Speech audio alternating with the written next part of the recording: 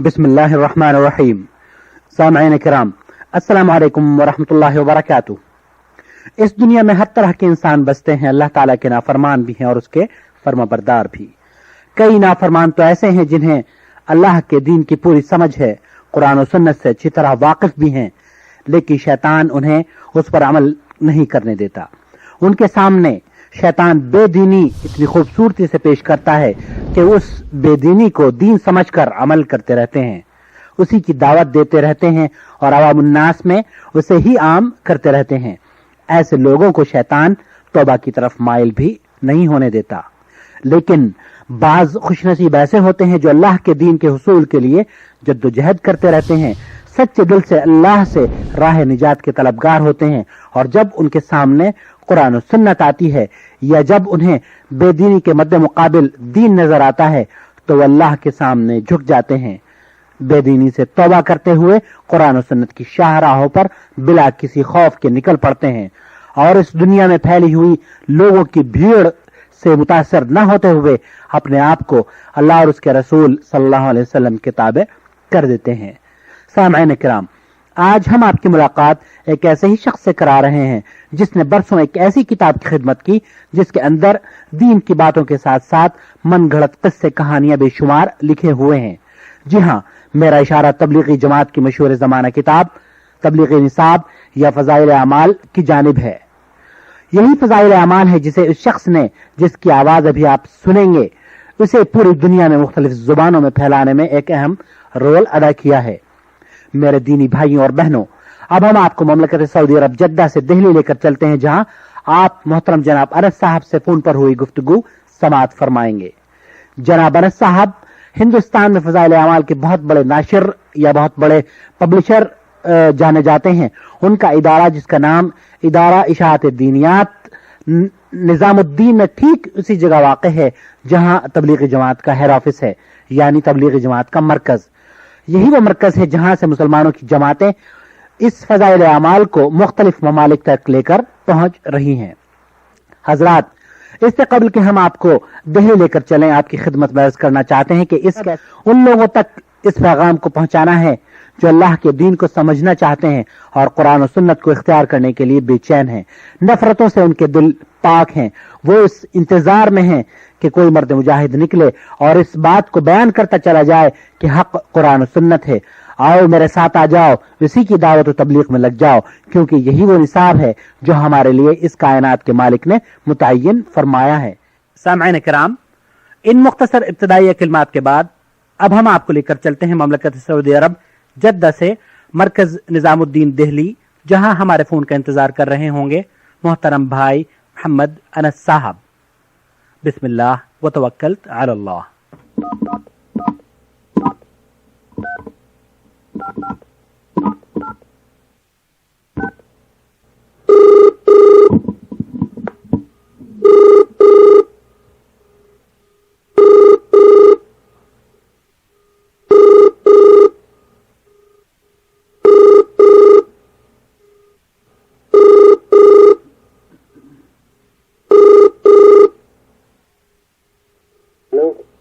अस्सलाम वालेकुम। वालेकुम सलाम रहमतुल्लाह। कौन बोल रहा है? मैं आकिल अर्ज कर रहा हूँ जद्दा से। अनस साहब से बात करनी है मुझे। हाँ जी, मैं बोल रहा हूँ। कैसे मिजाज हैं? जी अल्लाह का शुक्र है।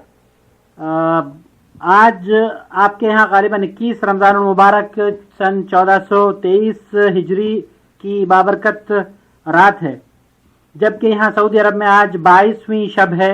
मैं दुआ करता हूँ कि अल्लाह ताला इस आखिरी अशरे में हमें नेक अमाल करने की तौफीक अता फरमाए। आमीन। वैसे 20वां है यहाँ पर आज वहाँ पर 20वां है तो 21वीं शब हुई ना? 21वीं शब। जी जी। इस मुबारक रात में हमारी और हमारी तमाम मुसलमान भाइयों की अल्लाह रब्बुल आलमीन से दुआ है कि जानों को बख्श दे और माफ कर दे, और इन बाबरकत लम्हात में हमें हक बात कहने की तौफीक अता फरमाए। आमीन या रब्बल आलमीन। अनस साहब, आपको जैसे कि हम इत्तला दे चुके हैं कि एक इंटरव्यू की शक्ल में आपसे गुफ्तगू होगी, क्या आप इजाजत देंगे कि हम इस गुफ्तगू को रिकॉर्ड कर लें? जी कर लीजिए। अल्लाह आपको जज़ाए खैर अता फरमाए। अनस साहब, आपका ताल्लुक हिंदुस्तान के اس بڑے ادارے سے ہے بلکہ آپ اس ادارے کے مالک ہیں جس نے فضائل اعمال کو پوری دنیا میں پھیلانے میں ایک اہم رول ادا کیا ہے. آپ براہ کرم ہمیں بتائیں اپنے بارے میں مختصر تعارف اور اپنے ادارے کے بارے میں. میرا مختصر سے تعارف تو یہ ہے کہ حضرت میں بلند شہر ایک چھوٹا سا قصبہ ہے وہاں کا رہنے والا ہوں. میرے والد وہیں سے آئے تھے اور یہ کاروبار شروع کیا تھا اور تبلیغی کتابوں سے ہی شروعات کی تھی. یہ تبلیغ تحریک کی کتابیں ہیں شروع میں یہی چھاپی تھی اور آج تک وہی چھاپ رہے ہیں. انس صاحب آپ کا پورا نام کیا ہے؟ میرا نام محمد انس. اللہ آپ کو جزائے خیر عطا فرمائے. انس صاحب ہمیں حافظ شکیل احمد صاحب میرٹھی دارالکتب الاسلامیہ نے بتایا ہے کہ آپ نے مسلک حق تسلیم کیا ہے. آج آپ تقلیدی پابندیوں سے آزاد ہو کر قرآن و سنت پر عمل پیرا ہیں. براہ کرم ہمیں بتائیں گے کہ کیا آپ کو یہ راہ نجات کس طرح ملی اور کس طرح آپ اہل حدیث ہوئے؟ اصل میں کیا ہے کہ مجھے اپنی زندگی گزارنے کے لیے مسائل کی دیکھنے کی ضرورت پڑتی تھی تو میں یہ فقہ حنفی چونکہ رائج تھا اسی ماحول میں ہم پلے بڑھے تو جب ان کتابوں کو ہم دیکھتے تھے تو اس میں کوئی ریفرنس کہیں کا نہیں ہوتا تھا. صرف کسی عالم نے جو بات کہہ دی تو وہ ایسا لگتا تھا کہ یہ اپنی بات کہہ رہے ہیں, یقین نہیں ہوتا تھا. تو پھر اس کی جستجو شروع کی کہ بھئی یہ جو بھی مسائل ہوں تو وہ حدیث کی روشنی میں ہونے چاہیے. پھر اس کی جستجو کے لیے میں نے کتابیں تلاش کی اور ڈھونڈی پڑھی تو بہت بڑا فرق نظر آیا یہ مسئلہ کی جو اختلافات ہیں اور قرآن سنت کے درمیان. اب کوئی ایسی خاص جستجو کے دوران کوئی چیز جیسے آپ آج صبح بیان کر رہے تھے کہ پہلے میں نے کچھ سی ڈیز سنی اور اس کے بعد کچھ ویب سائٹ اور کیا تھا آپ ذرا بتائیں گے؟ اب دشواریاں تو بہت آئیں اور ابھی آ رہی ہیں. اللہ تعالیٰ مجھے استقامت کی توفیق عطا فرمائے. آمین. اصل اصل میں کیا ہے کہ جب سے میں نے شروع کیا ہے ہر آدمی مجھے چونکہ ہم اسی معاشرے میں اسی ماحول میں رہتے ہیں جہاں مسلکوں کے اوپر چلا جاتا ہے تو ہر آدمی ٹیڑھی نگاہ سے مجھے دیکھتا ہے کہ جیسے میں نے کوئی بہت بڑا جرم کر لیا ہو. حالانکہ قرآن و سنت کو اختیار کرنے کی کوشش کی ہے, اس پر عمل کرنے کی کوشش کر رہا ہوں, مگر ہر آدمی جو ہے میرے رشتے دار میرے سبھی اپنے جو ہے مجھ سے منہ موڑے ہوئے ہیں.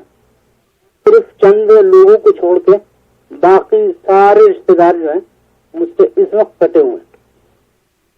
یعنی عجیب, اگر ان سے ملنے بھی جاؤ تو عجیب باتیں کرتے ہیں. اور جب میں نے لڑکی کی شادی قرآن و سنت کے مطابق کی فروری میں اور میں نے کوئی بارات وغیرہ کسی کو بلاوا کچھ نہیں کیا تو اس پر فروری سے لے کے آج تک سب ناراض. میں نے کوئی بارات نہیں, صرف ایک گاڑی میں اپنے بچے کو لے کے اور یہاں سے ایک سیٹ خالی لے کر گیا تھا گاڑی کو تاکہ بہو بیٹھ کر آ جائے.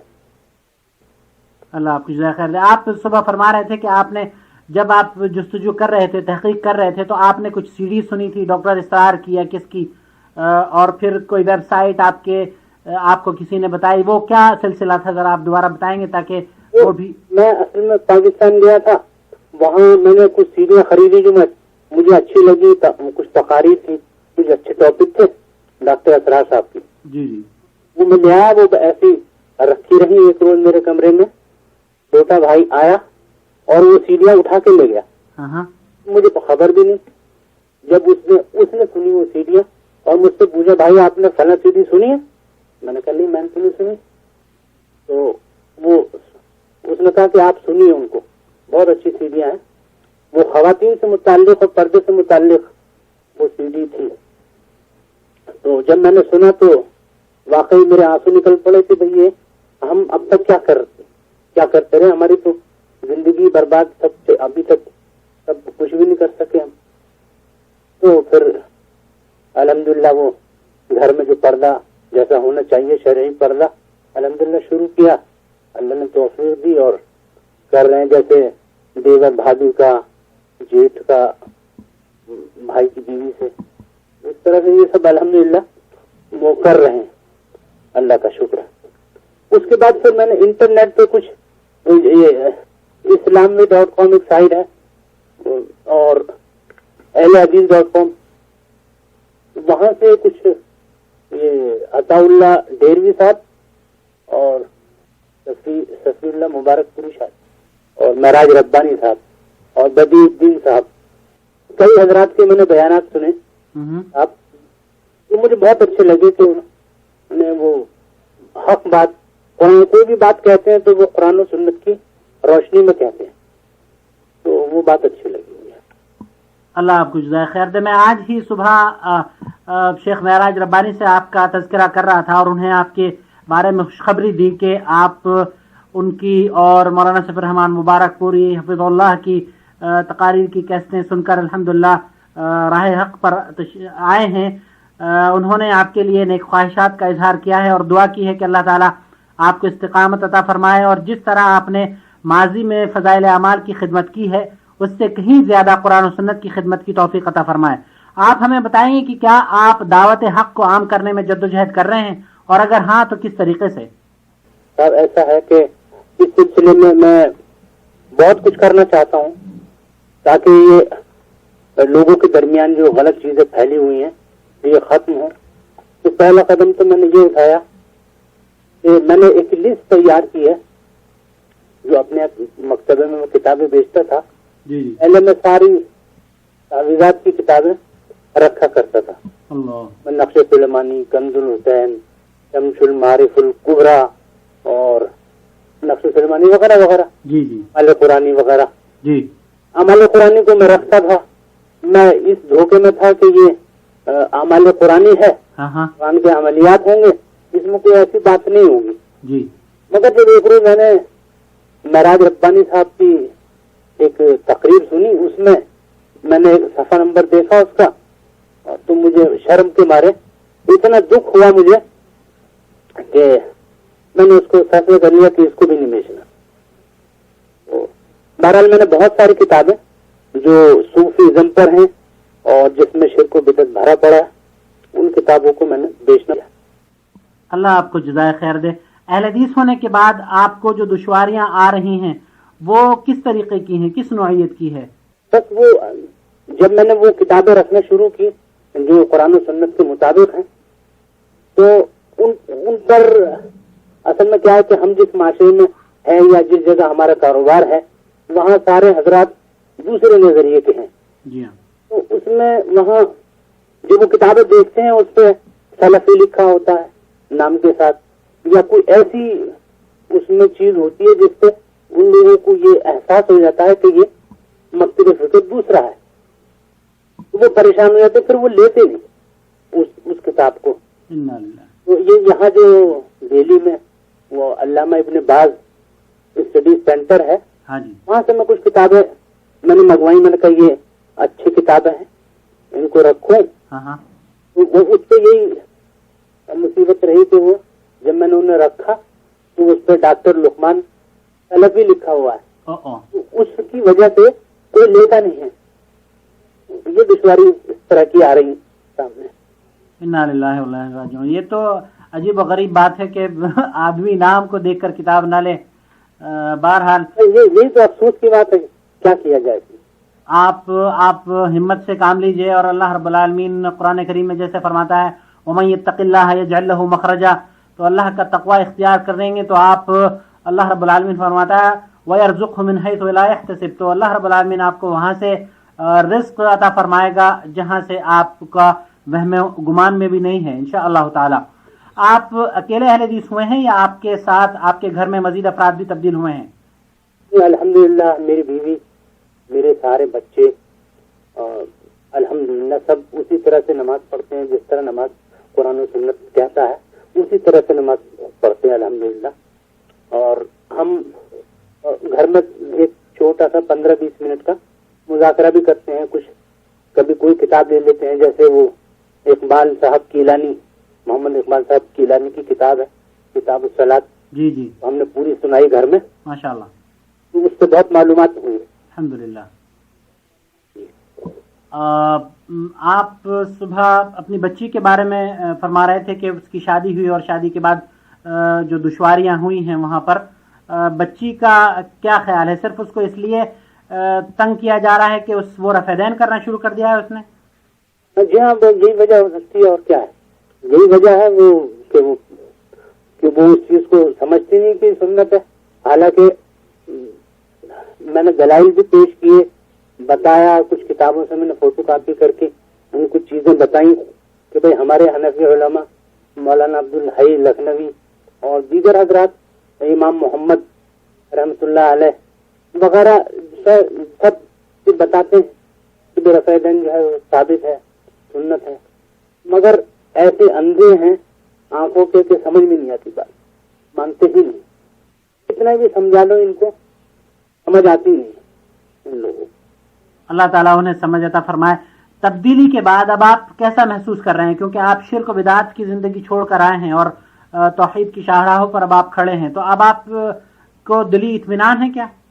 بالکل ایسا اطمینان ہے کہ آج انشاءاللہ اگر میں مر جاؤں تو انشاءاللہ مجھے امید ہے کہ اللہ تعالیٰ میرے اوپر میرے ساتھ رحم کا معاملہ کرے گا، اور جو میں نے کچھ کوشش کی ہے سنت کی پیروی کرنے کی وہ بھی انشاءاللہ قابل قبول ہوں گی. مجھے اللہ کی ذات سے توقع ہے انشاءاللہ تعالی. میرا بالکل شیشے کی طرح بالکل صاف اور اطمینان ہے مجھ کو، الحمدللہ. الحمدللہ. آپ چونکہ کتابوں کا کاروبار کرتے ہیں، آپ کی تبدیلی سے کیا آپ کے تجارتی تعلقات یا معیشت پر اثر پڑا ہے؟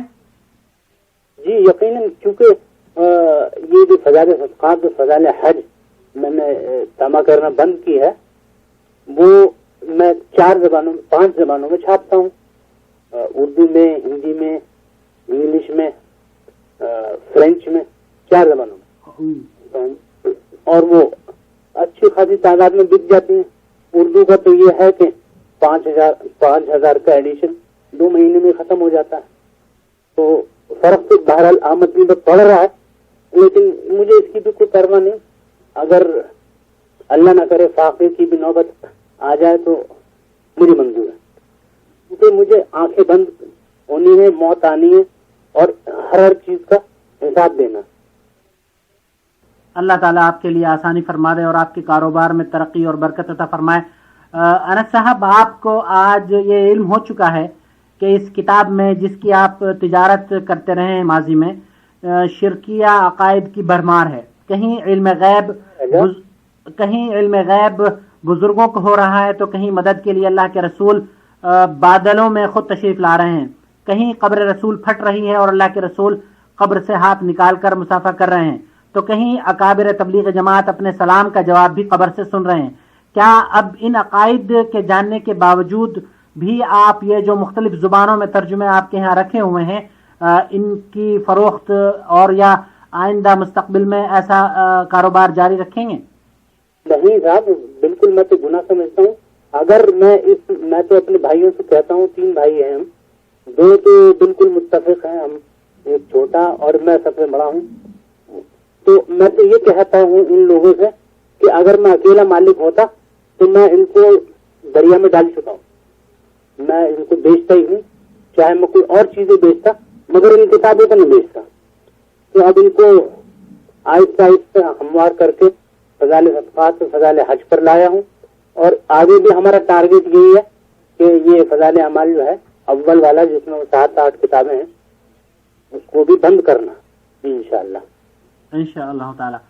فضائل اعمال کے بارے میں آپ ہمیں بتائیں کہ آپ نے کتنے عرصے پہلے اسے شائع کرنا شروع کیا تھا، یا آپ کے والد نے یہ شروع کی تھی؟ سب سے پہلے آف سیٹ پر ہمارے والد نے ہی اس کو شائع کیا تھا، ورنہ یہ لیتھو پہ، سہارنپور پہ کہیں سے چھپا کرتی تھی. اور میرے والد نے اس کو اکثی کتابت کرا کے تقریباً 50 سال ہوئے ہوں گے میرے خیال سے، میرے والد نے شروع کیا تھا اس کو.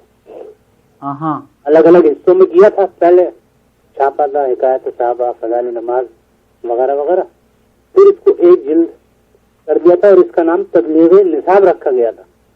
وہ میرے والد کا ہی رکھا ہوا تھا. اچھا رکھا تھا، وہ مولانا زکریا رحمۃ اللہ علیہ نے نہیں رکھا تھا، میرے والد نے رکھا.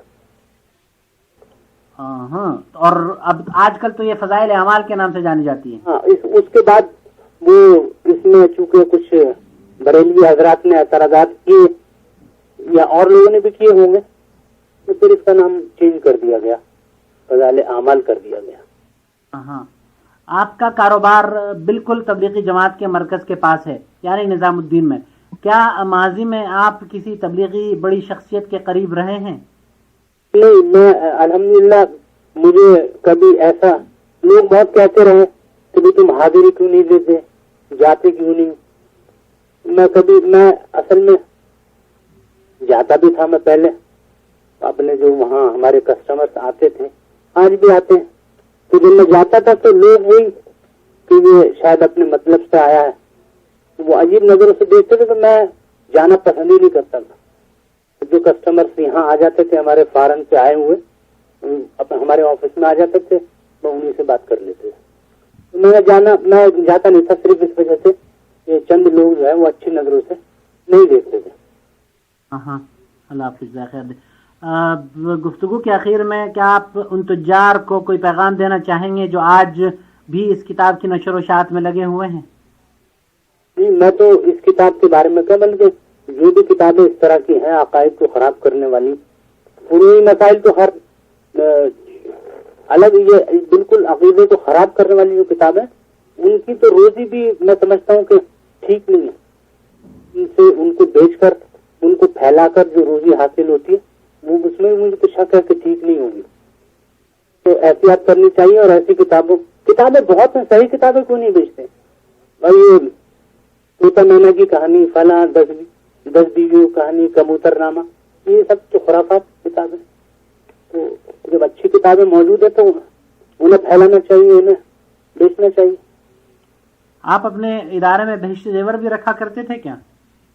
बहिश्त जेवर में छापता था, हाँ, छापता हूँ, लेकिन वो अभी क्योंकि भाइयों का मामला है, तो उनके सलाह मशवरे से मैंने लिस्ट बना रखी है कि कौन कौन सी किताबें हैं, और मुताला भी कर रहा हूँ कि वो कौन कौन सी चीजें इस तरह की हैं जिसमें इश्कालात हैं। तो उसमें अगर कोई एक लाइन भी मुझे मिल जाएगी जाती है तो मैं उसको अपने यहाँ रखना बंद कर दूँ।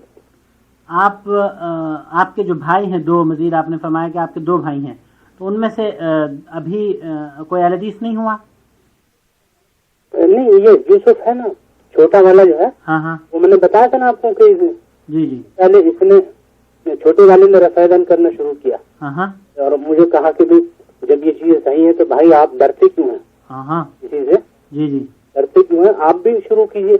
हाँ, जब हक है और हुजूर सल्लल्लाहु अलैहि वसल्लम की सुन्नत है, जी, और आपकी वफात तक की अमल है, तो फिर क्यों नहीं करते हाँ, आप।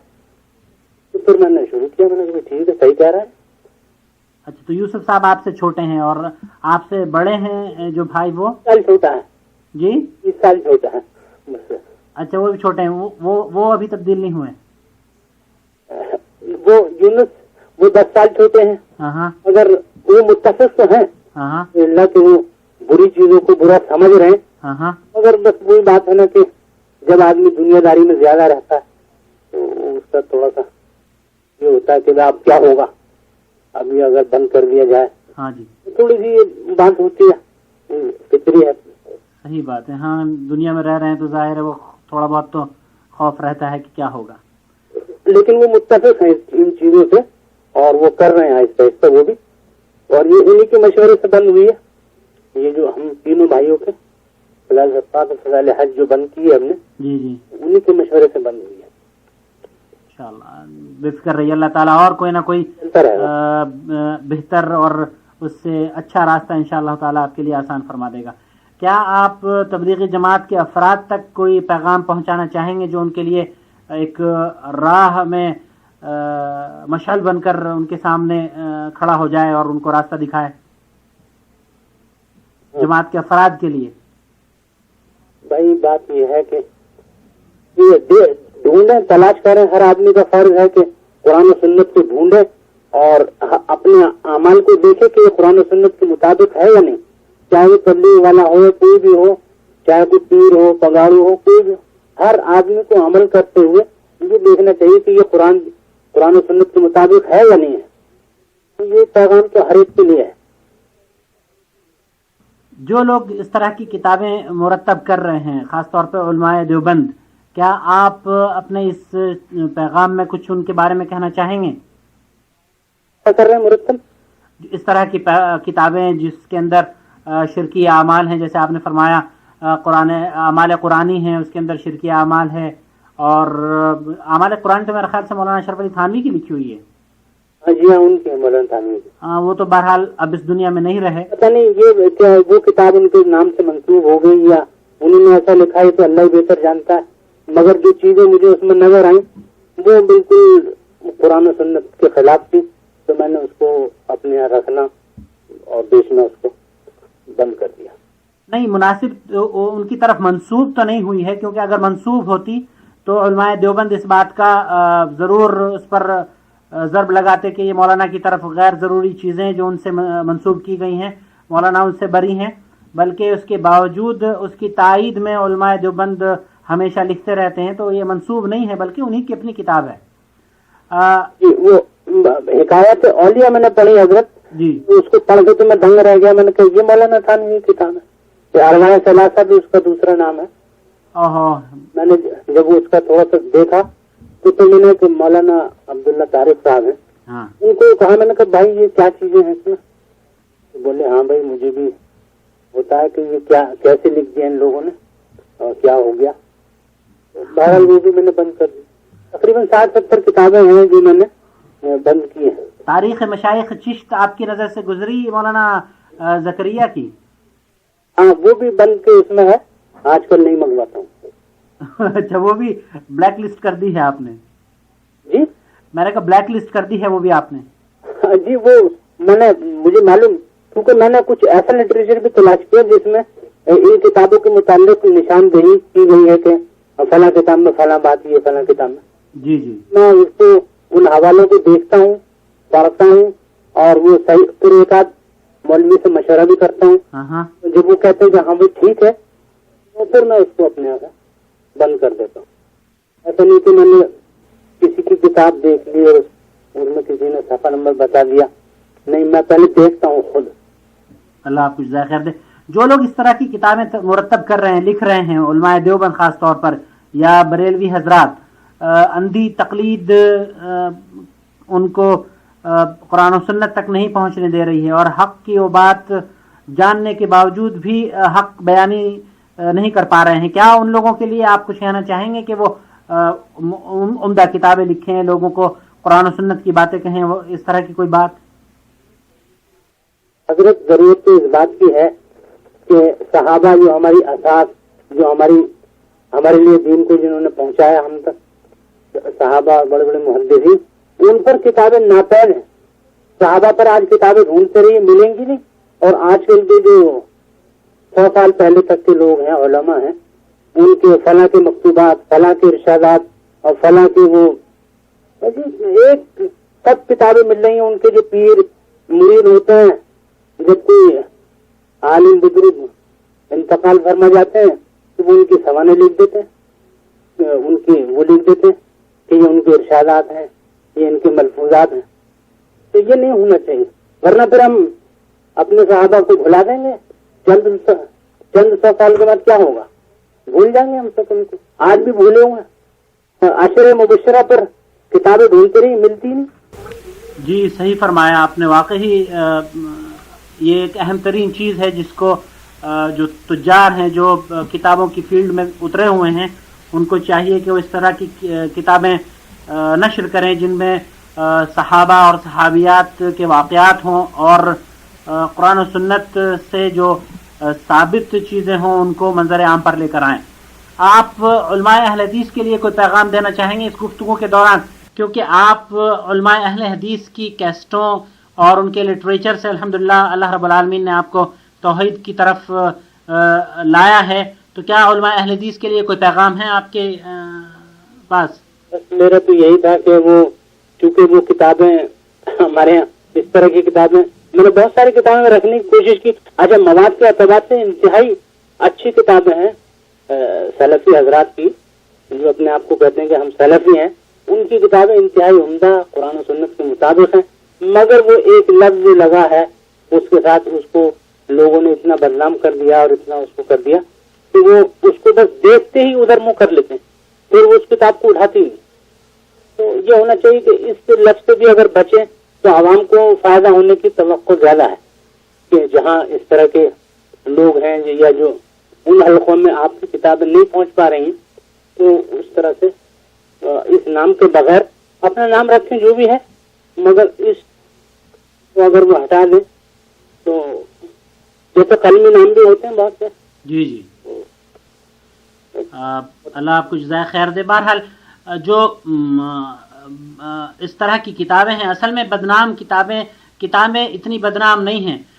اب دیکھیے آپ جس کتاب کی نشر و اشاعت یا جس کتاب کی آپ نے ترجمانی کی ہے عرصے تک، وہ زمانے کی بدنام کتاب ہے، اور اس کے مصنف کے بارے میں بھی مختلف علماء کرام نے، شیخ عبدالعزیز بن باز رحمۃ اللہ علیہ اور دوسرے شیوخ نے بڑی بڑی ان کے اوپر فتاوی بھی ہیں، ان کے اوپر کتابیں بھی لکھی ہیں.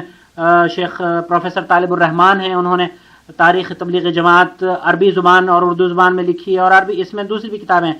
لیکن مصیبت یہ ہے کہ تعصب میں لوگ ان کتابوں کو تو پڑھ رہے ہیں، صرف یہ کہ بری کتاب ہے اور یہ اس کے اوپر لوگوں کا اعتراض ہے، یہی سمجھ کر اس کتاب کو نہیں چھوڑ دیتے، بلکہ یہ اصل میں شیطانی ایک مشن ہے جو مسلمانوں کو حق سے دور کرنے کی کوشش کر رہا ہے. اور ورنہ اگر جن کتابوں میں اشکال ہے یا جن کتابوں پر لوگ زبان درازی کر رہے ہیں یا ان کے اوپر ان کو سچ اور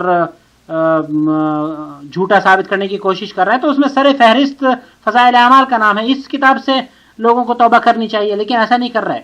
بہرحال اللہ تعالیٰ آپ کو استقامت عطا فرمائے. آخر میں ہم آپ کا شکریہ ادا کرنا چاہتے ہیں کہ آپ نے ہمیں اپنے قیمتی وقت میں سے کچھ لمحات عطا کیے.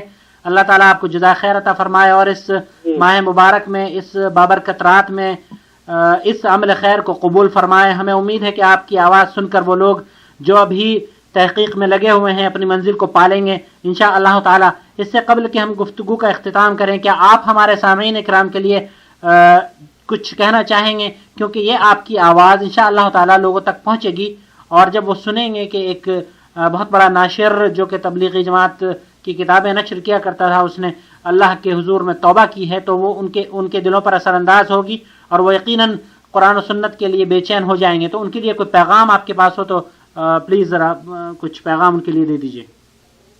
بس اگر پیغام یہی ہے کہ کوئی بھی عمل کرے تو اس کی تحقیق کر لیں کہ یہ سنت کے مطابق ہے یا نہیں ہے. صرف ایسے نہیں کہ کسی نے بتا دیا اور اسی پہ چل رہے ہیں یا کہیں پڑھ لیا. آج کل کتابیں بغیر حوالوں کے زیادہ ہوتی ہیں، تو کوئی حوالہ نہیں، کچھ نہیں. تو اس لیے آدمی کو تحقیق کرنی چاہیے کہ بھائی میں جو یہ عمل کر رہا ہوں تو وہ صحیح کر رہا ہوں یا غلط ہے، سنت کے مطابق ہے یا نہیں ہے. اللہ تعالیٰ ہم سب کو اس کی توفیق عطا فرمائے. آمین یا رب العالمین. کوئی تبلیغی نصاب میں سے کوئی واقعہ آپ کو یاد ہے جو کہ آپ نے دیکھا ہو اور قرآن و سنت کے مطابق نہ رہا ہو؟ صاحب اب میں کیا بتاؤں، تو آپ کو بھی معلوم ہے، ساری دنیا جانتی ہے کہ ان کے اعمال جو ہے وہ بہت کم ہے جو قرآن و سنت سے میل کھاتے ہیں. نمازی کو لے لیں، نمازی جو ہے وہ سنت کے مطابق نہیں ہوتی، تو پھر اور چیزیں جو سب سے افضل عمل ہے. صحیح بات میں نماز ہی صحیح نہیں پڑھتے بیچارے، تو اور نہ سکھائی جاتی ہے. صحیح بات ہے. تو خانہ پوری ہوتی رہتی ہے، فضائل ہی بیان کیے جاتے ہیں. ٹھیک ہے، بہت بہت شکریہ. هذا بلاغ للناس ولينذروا به وليعلموا أنما هو إله واحد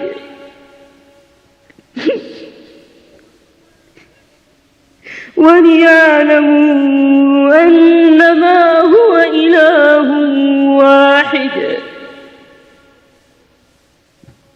وليذكر أولو الألباب. سامعین اکرام، ہمیں امید ہے کہ اس پیغام کو سننے کے بعد ان لوگوں کے دل خوشی سے اللہ کا شکر ادا کرنے پر مجبور ہو جائیں گے جو کہ قرآن و سنت پر مبنی عقائد کو عام کرنا چاہتے ہیں. اور یہی نہیں بلکہ ہمیں امید ہے کہ اس کیسٹ کو سننے کے بعد انس صاحب کی طرح کے کئی ناشر یا دعوت و تبلیغ میں مصروف لوگ اس سے متاثر ہوں گے اور ممکن ہے یہ آواز ان کے لیے ہدایت کی منزل تک پہنچنے کا ایک ذریعہ بن جائے گی۔ میرے محترم بھائی، اگر آپ کے دل میں توبہ کے جذبے نے جنم لیا ہے اور آپ چاہتے ہیں کہ آپ کی آواز بھی لوگوں کے لیے ہدایت کے دروازے کھول دے، تو ہم گزارش کریں گے کہ آپ کہیں بھی ہوں ہم سے ضرور رابطہ فرمائیں۔ اور یہی نہیں بلکہ اگر آپ کسی ایسے شخص سے واقف بھی ہیں جس کی آواز کو سن کر لوگ سوچنے پر مجبور ہو جائیں گے، تو بھی ہم آپ سے گزارش کریں گے کہ ہمیں اپنے اور اس دوست کے بارے میں بھی ضرور اطلاع فرمائیں۔ ہماری دعوت کا محور صرف قرآن و سنت ہے، اور ہمیں اس بات کا افسوس ہے کہ تبلیغ نصاب یا فضائل اعمال تبلیغ جماعت کے تقریباً ہر معتقد یا ہر کارکن کے گھر میں موجود ہے، اور یہی مولانا زکریا صاحب کی کتاب مساجد اور اجتماعات میں بھی پڑھائی جاتی ہے۔ لیکن دکھ کی بات ہے کہ تبلیغی جماعت کے علماء اور فضلاء اور جماعت سے منسلک مفتیان کرام اور ذی شعور ارکان اس کتاب کا حرف بحرف پڑھ لینے کے باوجود ان کی زبان اور قلم خاموش ہے، اور اس کتاب کی مفتریات پر وہ بالکل آمنا و صدقنا کہہ چکے ہیں۔ اب اگر کوئی اللہ کا بندہ دینی اور علمی خیر خواہی کے جذبے سے اس کتاب میں مذکورہ گمراہ کن عقائد کے خلاف زبان کھولتا ہے تو اسے جماعت کا دشمن کہا جاتا ہے۔ لیکن حضرات، معاملہ اسلام اور پیغمبر اسلام پر نازل شدہ دین کی حفاظت کا ہے، اس لیے ہر مسلمان اللہ کی کتاب اور اس کے رسول صلی اللہ علیہ وسلم کی نبوت و شریعت اور عام مسلمانوں کی اصلاح اور ہدایت کی نیت سے حکمت و موعظت کے ساتھ ان کے خلاف ضرور آواز بلند کرے گا، اور جب تک اس کتاب کی اصلاح نہ ہوگی اور بغیر اصلاح اس کا درس جاری رہے گا، تب تک اللہ کے بندے اس کی گمراہی اور ضلالت کے خلاف آواز بلند کرتے رہیں گے، چاہے ان کی زبان روکی جائے یا جان و مال کا انہیں نقصان پہنچایا جائے۔ سامعین کرام، ہم اس کیسٹ کے ذریعے تبلیغی جماعت سے منسلک ہر فرد تک یہ پیغام پہنچانا چاہتے ہیں کہ اگر آپ کی تبلیغ اور چلت پھرت کا مقصد رضا الہی ہے اور آپ دین صحیح کی نشر و اشاعت کے خواہش مند ہیں، تو قرآن مجید کی آیات کا ترجمہ اور احادیث رسول صلی اللہ علیہ وسلم کا ترجمہ اپنے نصاب میں شامل فرما لیں، اور حضرت زکریا صاحب کی اس کتاب کو علماء اسلام کی اصلاح کمیٹی کے سپرد کر کے اس میں سے تمام منکر اور موضوع احادیث اور غیر ضروری واقعات کو حذف کرا دیں اور عوام کو دین صحیح کی متفقہ تعلیمات پیش کریں۔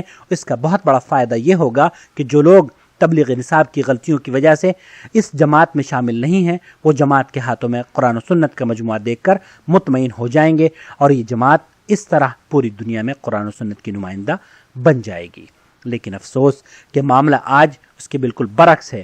یہ تبلیغی جماعت آج صرف اور صرف تبلیغ نصاب یا فضائل اعمال کی ترجمانی کرتی نظر آ رہی ہے۔ سامعین کرام، اب ہم آپ کی خدمت میں ان کتابوں کے اقتباسات نقل کرنے کی سعادت حاصل کر رہے ہیں جنہیں شائع کر کے ہمارے دوست انس صاحب شرمندہ ہیں۔ آپ بھی ذرا غور کر لیجئے اس سے پہلے کہ کہیں زیادہ دیر نہ ہو جائے۔ اگر کسی عورت کا نوز باللہ حیض جاری ہو جائے، خون کثرت کے ساتھ جاری ہو جائے، ہے نا، کثرت حیض اگر اس کو ہو رہا ہے تو کیا کرے؟ یہ آیت کریمہ پڑھے۔ کون سی؟ یہ آیت کریمہ اگر کسی عورت کا خون جاری ہو جائے تو اس آیت کو 3 پرچوں کے اوپر لکھے۔ اس آیت کریمہ کو کتنے پرچوں کے اوپر لکھے؟ 3 پرچوں پہ اوپر لکھے۔ ایک پرچہ اس کے اگلے دامن میں باندھ دے، اور دوسرا پرچہ اس کے دوسرے بائیں دامن میں باندھ دے، اور ایک بات کہتے ہوئے زبان بھی تھرا رہی ہے اور دل بھی تھرا رہا ہے، لیکن نقل کفر کفر نہ باشد۔ کہتے ہیں اس آیت کریمہ کو لکھ کے ایک پرچہ اپنے ناف کے نیچے لٹکا لے۔ وہ پرچہ کیا ہے؟ وما محمد الا رسول قد خلت من قبلہ الرسل افئن مات او قتل انقلبتم۔ اس آیت کریمہ کو لکھ کر کے ناف کے نیچے اس کو لٹکائے جہاں اس کو کثرت حیض آ رہے ہیں۔ آپ بتائیں یہ کون ہے؟ اعمال قرآنی ہے یہ یا اعمال شیطانی ہے؟ کیا ہے یہ؟ سامعین کرام، یہ تھا پیج نمبر 134 اعمال قرآنی سے۔ اعمال قرآنی حضرت مولانا اشرف علی تھانوی کی کتاب ہے۔ جسیم بک ڈپو، اردو بازار، جامع مسجد دہلی اس کے ناشر ہیں۔ اللہ رب العالمین سے دعا ہے کہ اللہ رب العالمین انہیں بھی توبہ کی توفیق عطا فرمائے۔ اب دوسرا اقتباس سماعت فرمائیے۔ 14 برس تک حضرت صابر کے دربار میں چلہ کشی کی اور آپ کے خادم رہے۔ حاجی امداد اللہ مہاجر مکی، حجت الاسلام حضرت محمد قاسم صاحب نانوتوی، قطب الارشاد امام ربانی مولانا رشید احمد گنگوئی، شیخ الہند مولانا محمود حسن صاحب اسیر مالٹا، حضرت مولانا سید حسین احمد مدنی، حضرت مولانا شاہ عبد الرحیم رائے پوری، آپ کے خلیفہ کی زبانی معلوم ہوا کہ یہ بہت بڑے ولی۔ بہرحال کہتے ہیں کہ حضرت صابر کی تربت متبرکہ پر فاتحہ خوانی میں مصروف تھے یہ بزرگ کہ تربت اقدس سے آواز آئی، اندر سے قبر سے کیا آئی؟ آواز آئی کہ عبد الرحیم آپ نے کچھ دھیان نہ دیا، بلکہ عبد الرحیم کہتے ہیں آپ نے کچھ دھیان نہ دیا، فاتحہ میں مصروف رہے۔ دوسری مرتبہ بھی آپ کی آواز کی طرف متوجہ نہ ہوئے۔ تیسری مرتبہ پھر ارشاد ہوا عبد الرحیم تم کو ہی بلایا جا رہا ہے، اگر ہمارے دریائے فیض سے مستفیض ہونا چاہو تو جاؤ اور مولانا رشید احمد گنگوہی سے بیعت ہو جاؤ۔ مولانا رشید احمد گنگوہی جن کی کتاب یہ تذکرۃ الرشید ہے، نمبر 2 صفحہ نمبر 17، یہی رشید احمد گنگوہی ہیں جن سے بیعت کے لیے تربت سے آواز آ رہی ہے۔ حنفی کو دعوت دے رہا ہے جا کر کے بیعت ہو جاؤ۔ کہتے ہیں رشید احمد گنگوہی کہ سن لو حق وہی ہے جو رشید احمد کی زبان سے نکلتا ہے۔ اعوذ باللہ، حق تو اللہ کی زبان سے نکلے، رسول اللہ کی زبان سے نکلے۔ یہ کون سے 19ویں صدی کے 18ویں صدی کے یہ چوچلے لوگ کہتے ہیں حق وہی ہے جو رشید احمد کی زبان سے نکلتا ہے، اور میں بقسم کہتا ہوں کہ میں کچھ نہیں ہوں مگر اس زمانے میں ہدایت اور نجات موقوف ہے میری اتباع پر۔ اعوذ باللہ، ہم کہتے ہیں اللہ فرماتا ہے کہ اگر تم کامیاب ہونا چاہتے ہو، جنت چاہتے ہو، نجات چاہتے ہو، رحمت چاہتے ہو، فلاح چاہتے ہو، میرے نبی کی اتباع کرو۔ اور علماء احناف کہہ رہے ہیں، اولیاء احناف کہہ رہے ہیں کہ میری اتباع کرو، میری پیروی کرو، تمہیں نجات مل جائے گی، تم کامیاب ہو جاؤ گے۔ بتاؤ یہ کفر کہاں چھپنے والا ہے؟ یہ کفر کہاں اور یہی رشید احمد گنگوہی ہیں۔ رنڈی کا واقعہ میں تمہیں سناؤں، میری ماؤں بہنوں سے معذرت کے ساتھ بات آئی ہے تو میں بتاتا چلوں آپ کو۔ طوائفوں کے تعلق سے بڑی بڑی چیزیں انہوں نے رکھی ہوئی ہیں۔ کہتے ہیں کہ جناب علی کہاں ہے بھائی؟ ہاں آئے گا یہی ہے بتاتا ہوں میں جلد نمبر 2 صفحہ نمبر 242، جلد نمبر 2 صفحہ نمبر 242 کہتے ہیں کہ ایک دفعہ حضرت نے فرمایا کہ حضرت حافظ میڈھو میاں جو تھے وہ ہمیشہ توحید میں غرق رہتے تھے۔ حافظ ضامن علی جلال آبادی سہارنپور میں ان کی بہت رنڈیاں مرید تھیں۔ حضرت ضامن علی جلال آبادی یہ توحید میں غرق رہتے تھے، توحید ہی مانتے نہیں تھے بلکہ توحید میں سراپا توحید تھے یہ۔ ہاں ان کا واقعہ ہے، کہتے ہیں کہ ایک بار ارشاد فرمایا کہ حافظ جلال آبادی سہارنپور میں بہت رنڈیاں مرید تھیں۔ ایک بار یہ سہارنپور میں کسی رنڈی کے مکان پر ٹھہرے ہوئے تھے، اس کو ٹھہرنے کے لیے بھی شریف لوگ نہیں مل رہے تھے۔ ہاں سب مریدینیاں اپنے میاں صاحب کی زیارت کے لیے حاضر ہوئی مگر ایک رنڈی نہیں آئی۔ میں دیکھو بعض لوگ کہتے ہیں کہ ربانی صاحب رنڈی بولتے ہیں، میں نہیں بول رہا ہوں، یہ سہارنپور کی زبان ہے جو میں استعمال کر رہا ہوں، لکھا ہوا ہے میں وہی پڑھ رہا ہوں۔ رنڈی نہیں آئی، میاں صاحب بولے فلانی کیوں نہیں آئی؟ حضرت کو سب پتا تھا، ہاں گن کے رکھے رہا ہوگا نا اس نے، کون آ رہی ہے کون نہیں جا رہی ہے، فلانی کیوں نہیں آئی؟ رنڈیوں نے جواب دیا میاں صاحب ہم نے اس سے بہترا کہا کہ چل میاں صاحب کی زیارت کو، اس نے کہا میں بہت گنہگار ہوں اور بہت روح سیاہ ہوں، میاں صاحب کو کیا منہ دکھاؤں؟ اس سے یہ بھی پتا چلا یہ کیسا پیر تھا جو پیر مریدی بھی بنایا ہوا تھا اور وہ کام بھی کروا رہا تھا اس سے، نعوذ باللہ، ہے کہ نہیں؟ سنو توحید میں غرق رہنے والوں کی کہانی ہے یہ۔ چنانچہ رنڈیاں اسے لے کر آئیں، جب وہ سامنے آئیں تو میاں صاحب نے پوچھا بی تم کیوں نہیں آئی تھی؟ اس نے کہا حضرت روح سیاہی کی وجہ سے زیارت کو آتی ہوئی شرماتی ہوں۔ میاں صاحب بولے بی تم شرماتی کیوں ہو؟ اعوذ باللہ استغفر اللہ، میں کس زبان سے کہوں اس بات کو؟ بی تم شرماتی کیوں ہو؟ کرنے والا کون، کرانے والا کون؟ وہ تو وہی ہے۔ اعوذ باللہ استغفر اللہ۔ ہوا جھوٹ بولنے والے پر کروڑوں بولو لعنت، اللہ لعنت فرمائے جھوٹ بولنے والے پر۔ رنڈی یہ سن کر آگ بگولا ہو گئی اور خفا ہو کر کہا لا حول ولا قوت، اگرچہ میں روح سیاہ ہوں گنہگار ہوں مگر ایسے پیر کے منہ پر پیشاب بھی نہیں کرتی۔ رنڈی اس سے اچھی تھی، اس موحد سے حنفی ولی سے رنڈی کیا تھی؟ اچھی تھی کہ نہیں؟ اس کی سمجھ میں بات آ گئی، لیکن اس کی سمجھ میں بات یہ ہے اس دور کا وہ بندہ جس نے اپنی کتاب لکھی اللہ پر زنا کی تہمت لگائی، اللہ اسے۔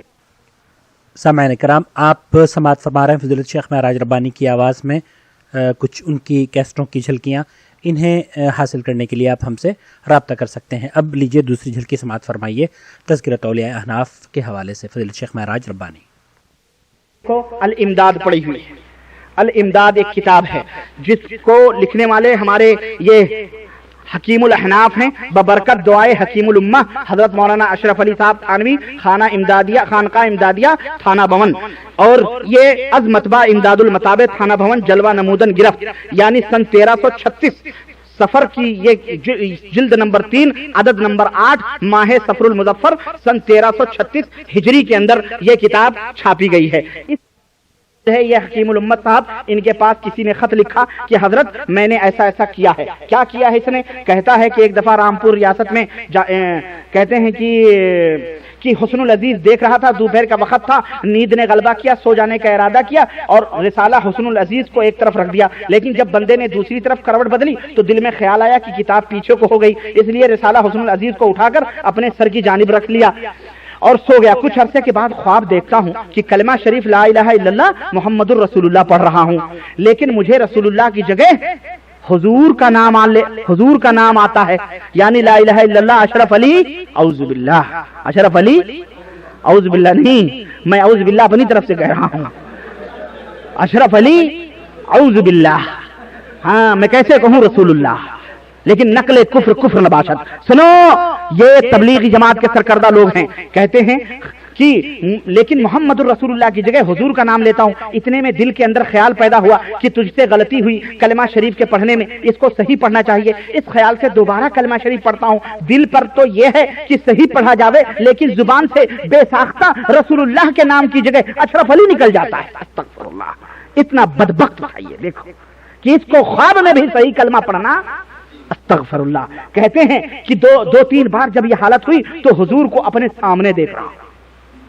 اچھا جناب، حضور آ گئے، ہاں اپستھت ہو گئے فوراً، اور یہی چند شخص حضور کے پاس تھے، لیکن اتنے میں میری یہ حالت ہو گئی کہ میں کھڑا بوجہ اس کے کی رقت طاری ہو گئی، زمین پر گر گیا اور نہایت زور کے ساتھ ایک چیخ ماری، اور اس کو معلوم ہوتا تھا کہ میرے اندر کوئی طاقت باقی نہیں رہی۔ اتنے میں بندہ خواب سے اٹھ گیا، یہ نیند کی حالت تھی نا، خواب کی بات، بندہ خواب سے اٹھ گیا، لیکن بدن میں بدستور بے حسی تھی اور اثر ناطاقتی بدستور تھا، لیکن حالت خواب اور حالت بیداری میں حضور کا ہی خیال تھا۔ لیکن حالت بیداری میں کلمہ شریف کی غلطی پر جب خیال آیا تو اس بات کا ارادہ ہوا کہ اس خیال کو دور، یعنی جاگ گیا بندہ، اب سوچ رہا ہے کہ دل سے اس خیال کو دور کر دیا جائے، اس واسطے کی پھر کوئی غلطی نہ ہو جائے۔ وہی خیال بندہ بیٹھ گیا اور پھر دوسری کروٹ لے کر کلمہ شریف پڑھنے لگا۔ غلطی کے تدارک میں رسول اللہ صلی اللہ علیہ وسلم میں کلمہ پڑھ رہا ہوں، درود پڑھ رہا ہوں، کہہ رہے درود شریف پڑھتا ہوں، لیکن درود جب میں پڑھ رہا ہوں پھر بھی یہ کہتا ہوں کہ اللہم صلی علی سیدنا و نبینا و مولانا اشرف علی رسول اللہ۔ اچھا جناب، اس روز حالانکہ کہہ رہے ہیں، حالانکہ میں بیدار ہوں خواب میں نہیں ہوں، حالانکہ میں بیدار ہوں خواب میں نہیں ہوں، لیکن بے اختیار ہوں، مجبور ہوں، زبان اپنے قابو ہی میں نہیں۔ اتنا بڑا کافر تھا یہ کہ رسول اللہ بھی زبان سے نہیں نکل رہا اس منحوس کی۔ اے احناف کے ٹولی کے لوگوں، بولو تمہارا حکیم الامت کا یہ بندہ مرید کس کا کلمہ پڑھ رہا ہے؟ سنو، اسی روز ایسا خیال، اس روز ایسا ہی کچھ خیال رہا تو دوسرے روز بیداری میں رقت رہی، خوب رویا، اور اس کے بعد کہتے ہیں کہ حضور کے ساتھ باعث محبت میں کہاں تک عرض کروں، یہ خط لکھ کر کے اس نے بھیجا، تو اس کا جواب کیا ہونا چاہیے؟ بولو، ایک مرشد کو کیا جواب دینا چاہیے؟ اس سے توبہ کروانا چاہیے، استغفار کروانا چاہیے، توبہ کر، استغفار کر۔ مولانا اشرف علی، مولانا نہیں کہہ رہا ہوں میں، حکیم الاحناف اشرف علی صاحب کیا کہہ رہے ہیں؟ بھائیو ذرا مجھے بتلاؤ، میں اس سے پیارا اسلوب اور کیا لاؤں، اس سے مٹھاس بھرے انداز میں اور کیا میں آپ کو بتلاؤں کہ میں لمبا بھی نہیں کرنا چاہتا تھا کہ آپ کے اوپر شاخ گزرے. عرش اور کعبہ اور قبر نبی. کہتے ہیں مولانا خلیل احمد سہارنپوری المفند علی المحند جو ان کی کتاب ہے, کہتے ہیں کہ جو زمین کا حصہ رسول اللہ صلی اللہ علیہ وسلم کے اعضائے مبارکہ کو مس کیے ہوئے ہے, یعنی چھوئے ہوئے ہے, زمین کا حصہ قبر نبی میں جو نبی کے جسم سے لگا ہوا ہے وہ کعبہ اور عرش اور کرسی سے بھی زیادہ افضل ہے. استغفر اللہ. نبی کی محبت میں شاید کوئی نہ زبان کھولے, لیکن اللہ کی جہاں بات آئے گی وہاں زبان کو کھولنا پڑے گا. عرش کس لیے افضل ہے؟ اس لیے کہ وہ اللہ اس کے اوپر بیٹھا ہے, اللہ افضل ہے. دیوبندی علماء کا عقیدہ دیکھیں. آئیے ارواح ثلاثہ, یہی مولانا اشرف علی صاحب تھانوی کی کتاب یہ ارواح ثلاثہ اٹھائیے. اسی کے اندر شاہ عبد الرحیم ولایتی کے ایک مرید تھے جن کا نام عبداللہ خان تھا, راجپوت تھے, خاص مرید تھے حضرت شاہ عبد الرحیم ولایتی کے. ان کی حالت یہ تھی کہ اگر سنے غور سے, ان شاہ عبد الرحیم دیوبندی کی حالت یہ تھی کہ اگر کسی کے گھر حمل ہوتا اور تعویذ لینے کے لیے آتے, تعویذیں بھی دھندے چلتے ہیں ان کے آنا, تعویذ لینے کے لیے آتے تو آپ فرما دیا کرتے تھے کہ تیرے گھر میں لڑکا ہوگا یا لڑکی ہوگی. اللہ کہتا ہے اس کا علم تو مجھے ہے کہ میں جانتا ہوں کہ کون لڑکا دے, میں جانتا ہوں کہ پیٹ کے اندر کیا ہے, لیکن شاہ عبد الرحیم ولایتی فرماتے ہیں کہ لڑکا ہوگا یا لڑکی, اور جو بتلاتے وہی پیدا ہوتا. اور آگے آئیں. اسی طرح ایک اور واقعہ حضرت شاہ صاحب کے خلیفہ کے تعلق سے ہے جن کا نام عبد الرحمان خان ہے. وہاں عبداللہ خان تھے, یہاں عبد الرحمان خان ہے. غور کریں ذرا ناموں کے اوپر بھی, گپ مارنے کے لیے, جھوٹ کے لیے نام بھی نہیں جلدی ملتے ہیں. وہاں عبداللہ خان ہے, یہاں عبد الرحمان خان ہے. وہ بھی تعویذ بانٹتے تھے اور بے تکلف بتا دیا کرتے تھے کہ لڑکا ہوگا یا لڑکی ہوگی. لوگوں نے پوچھا حضرت آپ کو یہ علم کیسے ہوتا؟ فرمایا کیا کروں, بے محابہ مولود کی صورت سامنے آ جاتی ہے. اللہ کا حیا, پیٹوں میں چھپا ہوا بچہ فوراً حضرت کے سامنے آ جاتا, بتا دیتے ہیں لڑکا یا لڑکی. اس زمانے میں جو یہ مشینیں ایجاد ہوئی ہیں, خلیل احمد سہارنپوری اپنی کتاب المحند علی المفند میں لکھتے ہیں کہ, اور مشائخ کی روحانیت سے لکھتے ہیں کہ مشائخ کی یعنی پیروں کی, بزرگوں کی روحانیت سے استفادہ اور ان کے سینوں اور قبروں سے باطنی فیض پہنچنا تو یہ بے شک صحیح ہے, یہ حق ہے. سمجھ رہے ہیں, ان سے فیض پہنچتا ہے. یہی مولانا اشرف علی صاحب تھانوی اس عقیدے کو ثابت کرنے کے لیے, مولانا خلیل احمد سہارنپوری دیوبندی کے اس عقیدے کو ثابت کرنے کے لیے واقعہ نقل کر رہے ہیں. کہہ رہے ہیں کہ مولوی معین الدین صاحب حضرت مولانا محمد یعقوب کے سب سے بڑے صاحبزادے تھے. وہ بیان فرماتے تھے کہ ایک مرتبہ ہمارے نانوتا میں, یہ نانوتا یوپی کے اندر ہے, گنگو نانوتا اور وہاں کے لوگ جانتے ہوں گے, میں جاڑے بخار کی بہت کثرت ہوئی. جو شخص مولانا بڑے بخار کی بڑی کثرت ہوئی تو جو شخص مولانا کی قبر سے مٹی لے جاتا اور باندھ لیتا اسے بھی آرام ہو جاتا. بس یہ دیکھنا تھا کہ اس کثرت سے لوگ مٹی لے گئے کہ جب بھی قبر پر مٹی ڈالی ڈلواؤں تب بھی ختم ہو جائے. اب وہ مٹیاں دھو دھو کے لے جانے لگے لوگ, شفا پا گئے قبر کی مٹی سے, ہے نا, کھا کے شفا مل گئی. تو کہتے ہیں کہ وہ صاحبزادے برابر مٹی ڈلواتے رہے. جب کئی مرتبہ ڈال کر مٹی پریشان ہو گیا تو مولانا کی قبر پر پہنچا. لڑکا بڑا تیز مزاج تھا, ہے نا, غصے میں گیا, کہا آپ کی تو کرامت ہو گئی. مخاطب ہوا تھا ہرے قبر سے اور کیا کہا, آپ کی تو کرامت ہو گئی اور ہماری مصیبت بنا بنائے آ گئی. یاد رکھو اب اگر کوئی اچھا ہوا, سنو دھمکی دے رہا باپ کو بیٹا یہ قبر میں, کہہ رہا یاد رکھو اب اگر کوئی اچھا ہوا تو ہم مٹی میں ڈالیں گے. ایسے ہی پڑے رہو گے لوگ, جوتا پہنے اوپر ایسے ویسے چلتے رہیں گے. بس اسی دن سے کسی کو آرام نہیں ہوا. بڑے فرما بردار تھے ابا جان, ہے نا, بیٹے کے اس سے غصے میں آپ دیکھیں یہ کیا سنا رہے ہیں. میں کل ظہر کے وقت مر جاؤں گا. چنانچہ دوسرے دن ظہر کے وقت وہ شخص مسجد حرام میں آیا, طواف کیا اور تھوڑی دور جا کر مر گیا. بات مرنے جینے کی تھی, یہیں پر ہوتی ختم ہو جاتی. لیکن آگے سنیے ذرا اور معاملے. ہم مسلمانوں کا یہ عقیدہ ہے کہ جو آدمی مر جاتا ہے مرنے کے بعد وہ دنیا میں واپس آنے والا ولی نہیں ہوتا, شیطانی ہوتا ہے. اور شیطان بھی اگر مرتا ہے تو وہ سجین میں اس کی روحیں ہوتی ہیں, پھر کبھی روح جسم کا پیکر بن کر کے سامنے نہیں آتی ہے. لیکن ذرا اس کتاب کو پڑھو اور ذرا دیکھو. فرماتے ہیں کہ شیخ ابو یعقوب سنوسی کہتے ہیں میں نے اس کو غسل دیا, دفن کیا. جب میں نے اس کو قبر میں رکھا اس نے آنکھیں کھول دی. اعوذ باللہ. अस्तगफिरुल्लाह। उसने आंखें खोल दी। मैंने कहा मरने के बाद भी जिंदगी है? कहने लगा मैं जिंदा हूं और अल्लाह का हर आशिक जिंदा ही रहता है। नौजुबिल्लाह, जिंदा दफन हो रहा है, जिंदा दरगोर हो रहा है। कहता है और सुने, और ईमान शिकन सुने, एक बुजुर्ग कहते हैं मैंने एक मुरीद को गुस्ल दिया, उसने मेरा अंगूठा पकड़ लिया।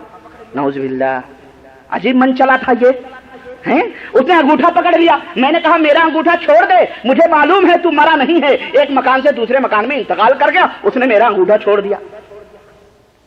और सुने, हंसी मजाक भी हो रहे हैं। शेख इब्न जला मशहूर बुजुर्ग है, फरमाते हैं कि जब मेरे वालिद का इंतकाल हुआ, उनको नहलाने के लिए तख्ते पर रखा तो हंसने लगे। शायद नहलाने वाले ने गुदगुदी लगा दी होगी, तो यही होगा और क्या होगा। नहलाने वाले छोड़कर चले गए, किसी की हिम्मत उनको नहलाने की न पड़ती थी। एक बुजुर्ग उनके दोस्त आए, उन्होंने गुस्ल दिया। और आगे सुने, इसी सफे पर एक कफन चोर का भी वाकया हजरत शेखुल हदीस ने जिक्र किया। ये शेखुल हदीस है, इसमें बुरा मानने की जरूरत नहीं है और हंसने की बात नहीं है, रोने की बात है। ये रोने की बात है। ये एक चावल है, इस तरह से ये किताब भरी पड़ी है। मैं अपने तबलीगियों भाइयों से दरखास्त करूंगा, मेरे अजीजों पढ़ो, ये क्या अकीदा बयान हो रहा है। कफन चोर था, कब्रें खोद कर कफन चुराया करता था। उसने एक कब्र खोदी तो उसमें एक शख्स ऊंचे तख्त पर बैठे, देखे कुरान पाक उनके सामने रखा हुआ, वो कुरान शरीफ पढ़ रहे थे। वो कुरान शरीफ पढ़ रहे थे। और उनके तख्त के नीचे एक नहर चल रही है। इस कफन चोर पर ऐसी दहशत तारी हुई कि बेहोश होकर गिर पड़ा। लोगों ने उसको कब्र से निकाला, कब्र से यानी जिस कब्र को खोदा था उसी कब्र में देखा, बेहोश हो गया, उसी में गिर पड़ा। उसी कब्र से लोगों ने निकाला। जरा लफ्ज़ लोगों पे गौर चाहता हूं, तवज्जो चाहता हूं। लोगों ने उसको निकाला उसी कब्र से। 3 दिन बाद होश आया, लोगों ने किस्सा पूछा, उसने सारा हाल सुनाया। बाद लोगों ने उस कब्र के देखने की तमन्ना की, उससे पूछा कि कब्र बता दे। उसने इरादा किया कि उनको ले जाकर कब्र दिखाऊं। रात को ख्वाब में उन कब्र वाले बुजुर्ग को देखा, कह रहे हैं अगर तूने मेरी कब्र बताई तो ऐसी आफतों में जाएगा कि याद करेगा। उसने अहद किया मैं नहीं बताऊंगा। कब्र से दादागिरी चल रही है, देख रहे हैं आप। अब एक सवाल यह है, जब वो कब्र में गिरा, देखें झूठ बोलने वालों को अकल नहीं होती, गप। जब वो कब्र में गिरा, हजरत फरमा रहे लोगों ने निकाला, तो लोगों ने जिस कब्र से निकाला उस कब्र का लोगों को पता होगा कि नहीं पता होगा? वो लोग किधर मर गए, कहां गए? वो एक गिरा था, लोगों ने कब्र से निकाला और उस कब्र के हालात उसने बतलाए, लोग किधर गए? लेकिन कहते हैं झूठ बोलने वाले को अकल नहीं होती। ये और आगे देखें, ये सफा 476 और ये देखें एक और वाकया मैं आपको बताऊं और आगे बढ़ूं, क्योंकि ये इस तरह के वाकयात और हैं। कहते हैं अबू अली रोज बारी कहते हैं कि एक फकीर मेरे पास ईद के दिन आया, बहुत खस्ता हाल, पुराने कपड़े। कहने लगा यहाँ कोई पाक साफ जगह ऐसी है जहाँ कोई गरीब फकीर मर जाए? मैंने लापरवाही से गोया आके कैसा कहता है कोई पाक साफ जगह है कि मैं मर जाऊं? आप सोचें, जिसको अपने मौत की खबर हो उसे जमीन के बारे में ना पता हो कौन सी पाक है कौन सी नापाक है। लेकिन देखें, अब वो ये बुजुर्ग कहते हैं कि मैंने लापरवाही से अल्लाह को समझकर कह दिया अंदर आ जा और जहां चाहे पढ़ के मर जा। वो अंदर आया, वजू की, चंद रकात नमाज पढ़ी, लेट कर मर गया। मैंने उसकी तजहीज़ और तकफीन की और जब दफन करने लगा तो मुझे यह ख्याल आया कि उसके मुंह पर से कफन उठाकर उसका मुंह जमीन पर रख दूं ताकि अल्लाह ताला उसकी गुर्बत पर रहम फरमाए। मैंने उसका मुंह खोला, उसने आंखें खोल दी, उसने आंखें खोल दी। पूछा मेरे सरदार क्या मौत के बाद भी जिंदगी है? कहने लगा मैं जिंदा हूं और अल्लाह ताला का हर आशिक जिंदा है। मैं कल क़यामत में अपनी वजाहत से, कल क़यामत में सिर्फ यही नहीं कि मैं जिंदा हूं, आगे अकीदा बताया जा रहा है, मैं अपनी वजाहत से कल क़यामत के दिन तेरी मदद भी करूंगा। और दिल्ली में दारुल कुतुब इस्लामिया 419 उर्दू मार्केट, गली मटिया महल, जामा मस्जिद दिल्ली। Phone number 2326911234। बेंगलोर में अतोया कैसेट हाउस 49 चार मीनार मस्जिद road, Shivaji Nagar, Bangalore. Phone number है 08055498804। आप हजरात इस नाचीज से भी रब्ता फरमा सकते हैं, मुझे आपके मशवरों का इंतजार रहेगा। मेरा ईमेल एड्रेस है mohammadaqil mohammedaqil@hotmail.com और फोन नंबर है 054686317। PO बॉक्स 8928 जद्दा, ममलकत सऊदी अरब। अस्सलाम वालेकुम वरहमतुल्लाहि वबरकातुहू। आइए अब जो अमाल हमें पढ़ाए जाते हैं, जो अमाल हमें सिखाए जाते हैं, उनको रब के इस कुरान पर पेश करके देखें। क्या ये अमाल अमाल साले हैं या ये वो अमाल हैं जिन अमाल से कुरान भी इनकारी है और सुन्नत मुहम्मद रसूलुल्लाह सल्लल्लाहु अलैहि वसल्लम भी इनकारी है। ये है जी बहिश्ती जेवर। कौन सा जेवर? हाय हाय, اس پر عمل کر کے کہاں جاؤ گے؟ تعمیری کتب خانہ کالج روڈ راولپنڈی. کہتے ہیں جو اس پہ عمل کرے گا ڈائریکٹ جنت میں جائے گا. بہشتی زیور ہے, بہشت کا ٹکٹ کھل گیا. نبی کہتے ہیں اگر کسی کے گھر پہ جادو ہو, کوئی جن کا اثر ہو, آسیب ہو, تو کیا کرو؟ سورۃ بقرہ گھر میں پڑھو. کون کہہ رہا ہے؟ نبی صلی اللہ علیہ وسلم. آیت الکرسی پڑھو, معوذتین پڑھو. حکیم الامت, میں نام نہیں لوں گا کسی کا بھائی, پردے داروں کا نام نہیں لیا کرتے ہیں. حکیم الامت فرماتے ہیں اگر کسی کے گھر کے اندر جادو ہو تو وہ یہ تعویذ بنائے 8 1 6 3 5 7 4 9 2, یہ تعویذ بنائے. اچھا مزے کی بات, آپ نے آج تک دیکھے ہوں گے تعویذ جس پہ یا علی یا حسن یا حسین, دیکھے ہیں نا, ایسے تعویذ ملتے ہیں. نیا تعویذ دے رہے ہیں, یہ بنا کر نیچے لکھو فرعون, قارون, حامان, شداد, نمرود, ابلیس. ان کا یہ تعویذ بنا کر اپنے گھر میں لٹکاؤ, جن بھاگ جائیں گے, شیطان آ جائیں گے, کیونکہ شیطان کا نام لکھا ہوا ہے نا. اب یہ عمل اٹھاؤ اور پیش کرو سنت محمد رسول اللہ پر. آپ نے فرمایا میرے نبی کا فیصلہ ہے, من تعلق تمیمۃ فقد اشرک, جس نے تمیمہ لٹکایا اس نے شرک کیا, جس نے تمیمہ لٹکایا اس نے شرک کیا. لا الہ الا اللہ. اچھا وہی بات کہ یہ بزرگوں کے نام کے, جبرائیل میکائیل کے نام کے تعویذ سنے ہیں. ایک اور تعویذ سن لو, اوپر 786, نیچے 2 4 6 8 8 6 4 2 4 2 8 6 6 8 2 4, اور اس کے بعد پھر نیچے لکھو کہ اللہ الہی بھی حرمتی فلاں فلاں فلاں فلاں, اور پھر وَكَلْبُهُمْ قِطْمِيرٌ. اللہ ان بزرگوں کا واسطہ ہے, ان بزرگوں کے کتوں کا بھی واسطہ ہے. نبی صلی اللہ علیہ وسلم اپنے گھر آ رہے, جبرائیل کا وعدہ آنے کا, جبرائیل نہیں آئے. جب دوبارہ آئے تو پوچھا جبرائیل تم فلاں ہو گئے؟ کہا یا رسول اللہ آپ کی چرپائی کے نیچے سگے مدینہ تھا. بھائی مدینے کا کتا تھا نا, پاکستان سے تو نہیں گیا ہوا تھا وہاں پر. یا رسول اللہ آپ کی چارپائی کے نیچے سگے مدینہ تھا, اور جس گھر میں سگے مدینہ ہو رحمت کا فرشتہ, اور جس گھر میں مدینے کتوں کے نام کے تعویذ لکھے ہوں وہاں پر تو ضرور رحمت آئے گی. اچھا مزے کی بات, یہ کتا کتنے کا ہوتا ہے جی؟ 2 کلو کا ہوگا زیادہ. جہاں 2 کلو کا کتا ہو وہاں رحمت کے فرشتے نہ آئے, جہاں 2.5 من کے کتے ہو وہاں ضرور رحمت پہنچے گی. ہاں جی, ہم سگانے مدینہ, ہم نبی کی چارپائی کے نیچے نبی کے مدینے کا کتا جبرائیل اس گھر میں.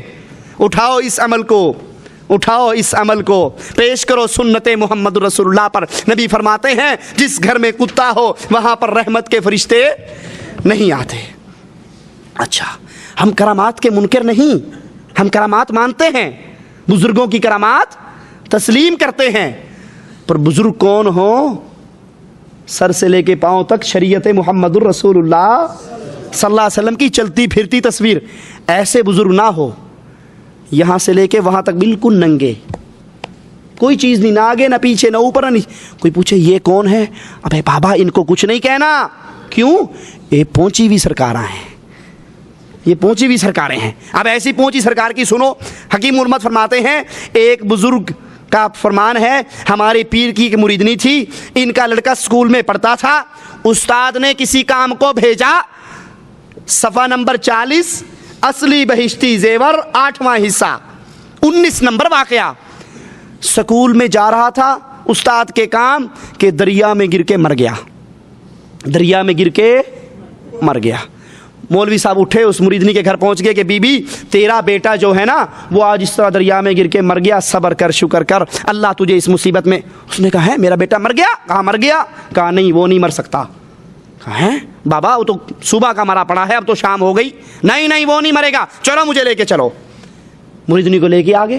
اب یہ دریا کے کنارے کھڑے ہو کر کہتی ہے, اس بیٹے کا نام لے کر اپنے کا اس کو پکارا اور کہنے لگی بیٹے بیٹے. وہ فوراً دریا سے کہتا جی اماں جی, دی باہر آ جا.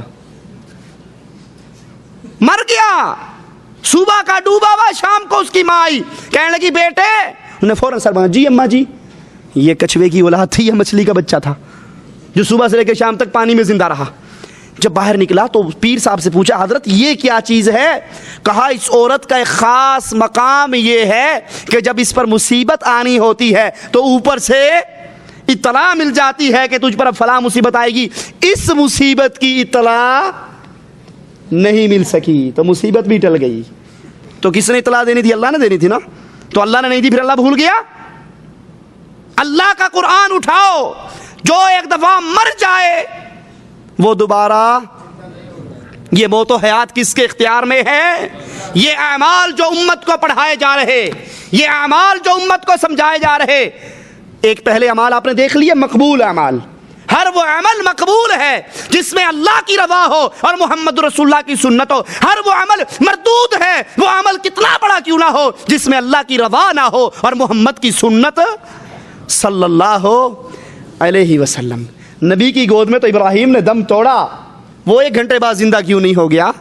نبی کی بیویاں فوت ہوئیں، نبی کی بچیاں فوت ہوئیں، اور یہاں مرے ہوئے کو بڑھیا نے زندہ کر لیا.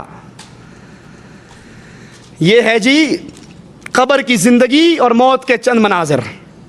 پروفیسر ڈاکٹر نور احمد نور ہمارے امت کو جوڑنے والوں کے بہت بڑے بزرگ ہیں، لیکن غلطی وہی کہ تھوک سے جوڑا جا رہا ہے، ایلفی سے. جب تک امت میں شرک رہے گا یہ امت جڑ سکتی؟ نماز کے نام پہ، تبلیغ کے نام پہ، حب صحابہ کے نام پہ، حب اہل بیت کے نام پر، جہاد کے نام پر، کشمیر کے نام پر یہ امت نہیں جڑے گی. جڑے گی کس نام پر؟ تعالوا الی کلمۃ سواء بیننا وبینکم الا نعبد الا اللہ. اس امت میں جب اتحاد ہوگا وہ اللہ کی وحدانیت پر اتحاد ہوگا. یہاں طاہر شاہ صاحب کا مر کر زندہ ہونا. جماعت کے بہت بڑے بزرگ کہتے ہیں چند سال پہلے بیمار ہو گئے، ہسپتال میں آئے، حالت بگڑ گئی تو والدین کی روحیں پہنچی، کہنے لگی تیاری کر بابا چلنے کا ٹائم ہے. مر گیا. ہم نے نہلایا دہلایا، جنازہ پڑھا، یاد رکھنا الفاظ، نہلایا، کفنایا، جنازہ پڑھا. لے کر قبرستان جا رہے تھے کہ چارپائی سے اتر کے نیچے اتر آئے. یہ اعمال ہیں. یہ میں خود رائمنڈ کی جا کر خرید کر لایا، ان کے مرکز سے لے کر آیا، اسی کے لیے وہاں پر میں گیا. اتر کے نیچے آ گئے. میں نے کہا بابا یہ کیا ہو گیا؟ چل کر سیدھے گھر پہنچ گئے. جب گھر پہنچے تو میں نے کہا بھائی یہ کیا بات ہے؟ کہا جب میری روح پہلے آسمان پر پہنچی نا تو وہاں مولانا احمد علی لاہوری سے ملاقات ہوئی. کہنے لگا بھائی کہاں آیا ہے؟ اس نے کہا مجھ سے کیا پوچھتے، اللہ سے پوچھ. کہا پھر پاکستان میں اب جماعت کا کام کون کرے گا؟ تبلیغ کا کام تو اکیلا تو طاہر شاہ ایک تھا، جماعت کو کام کو چلا رہا تھا، اب تو بھی یہاں آ گیا، پیچھے کون رہے گا؟ بابا مجھے کوئی پتا نہیں، اللہ نے مار کے یہاں بلا لیا، میں کیا کرتا. مولوی احمد علی نے پکڑا، مولوی الیاس صاحب کے پاس لے گئے. اللہ کی قسم جس کو یقین نہ آئے سٹیج پہ آ کے پڑھ لو، اور جب پڑھ کے یقین آ جائے تو اس شرک سے توبہ کر لو. مولوی الیاس کے پاس لے گئے کہ مولانا دیکھو بیچارہ ایک تو طاہر صاحب تھا، اب یہ بھی یہاں پر آ گیا، پیچھے پاکستان میں کام کون کرے گا؟ چلے کون مروائے گا؟ پھیرے کون لگوائے گا؟ مولوی الیاس پکڑ کے رسول اللہ کے پاس لے گئے اور رسول کو شکایت کی. دیکھو رب کی شکایت رب کے رسول کو، نعوذ باللہ من ذالک. اللہ کے رسول نے فوراً میری روح کو پلٹنے کا حکم دے دیا اور میں واپس آ گیا. اللہ کہتا ہے جو میرے پاس آ جائے، جس کی روح نکل جائے، امواتن، پھر یہ مردہ ہو جاتا ہے، غیر احیاء، زندہ نہیں ہوتا. وما یشعرون ایان یبعثون، پھر اس مرنے والے کو تو یہ علم بھی نہیں ہوتا کہ قیامت کب آنی ہے. اللہ کا قرآن یہ کہتا ہے جو مر جائے، جس کی موت کا وقت آ جائے، وَلَن يُؤَخِّرَ اللَّهُ نَفْسًا اِذَا جَاءَ أَجَلُهَا، لیکن یہاں اللہ مار رہا ہے، پیر صاحب زندہ کر رہے ہیں. یہ عمل مردود عمل ہے، مقبول عمل. یہ ہے مناجات مقبول حکیم الامت صاحب کی، Farid book depot, registered 422 Matia Mahal, Jama Masjid, دلی. اس میں سے صرف دیکھ کا ایک ایک چاول دکھاؤں گا، ٹائم زیادہ نہیں آپ کو لوں گا. ہائے ہائے اللہ کیا کہتا ہے، والذین تدعون من دونہ، تم اللہ کو چھوڑ کر جس کو مرضی پکار لو، جس کو مرضی پکار لو. وہ کون ہے؟ وہ کون ہیں؟ ما یملکون من قطمیر، کھجور کی گٹھلی پر جو دھاگا ہوتا ہے اس کے دھاگے کے مالک بھی پوری دنیا کے نبی ولی غوث کتب ابدال اکٹھے ہو جاؤ، اس گٹھلی کا دھاگا بھی ہے تو عرش والا رب اس کا مالک ہے۔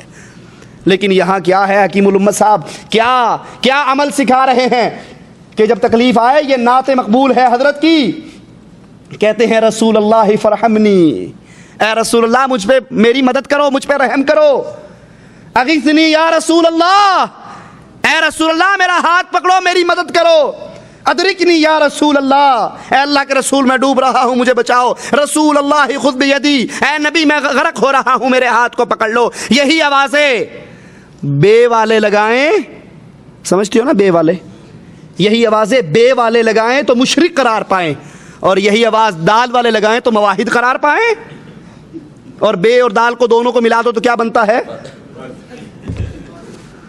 جس نے اللہ کے علاوہ، رسول اللہ صلی اللہ علیہ وسلم فرماتے ہیں، مسلم کی روایت ہے، جو اس حال میں مر گیا کہ وہ اللہ کے علاوہ کسی غیر کو پکارتا ہو، وہ شرک کی حالت پہ مرے گا اور سیدھا جہنم میں جائے گا۔ اور یہاں دعوت دی جاتی ہے تکلیف آئے تو کس کو پکارو؟ اغیثنی یا رسول اللہ، ادرکنی یا رسول اللہ، ارحم علی یا رسول اللہ، خذ بیدی یا رسول اللہ۔ یہ اللہ کے علاوہ غیر کے لیے پکار ہے، اور یہی پکار شرک کہلاتی ہے۔ اور اللہ کہتا ہے لوگوں اپنے انبیاء کا ذکر کر کے وَلَوْ أَشْرَكُوا، یہ تو حکیم الامت ہے نا، اللہ اپنے نبیوں کا ذکر کرتا ہے وَلَوْ أَشْرَكُوا، اگر میرے انبیاء بھی شرک کرتے لَحَبِطَ عَنْهُمْ مَا كَانُوا يَعْمَلُونَ، ان کے سارے اعمال برباد کر ڈالتا۔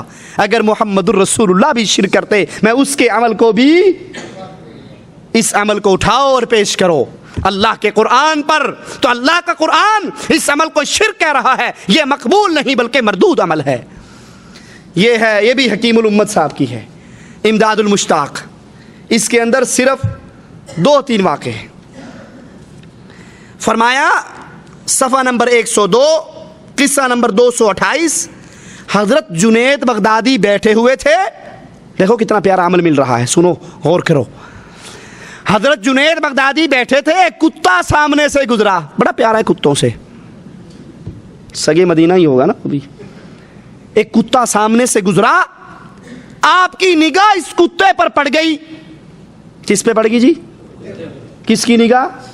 جنید بغدادی صاحب، نگاہ کتے پر پڑی، اس قدر صاحب کمال ہو گیا، اتنا بڑا اللہ کا ولی بن گیا، اس قدر صاحب کمال ہو گیا کہ شہر کے کتے اس کے پیچھے دوڑے، شہر کے کتے اس کے پیچھے دوڑے، یہ بستی سے باہر نکلا اور یہ بیٹھا مراقبے کی صورت میں، باقی سب کتوں نے اس کے گرد حلقہ کیا، ذکر کا حلقہ باندھا اور پھر مراقبہ کیا۔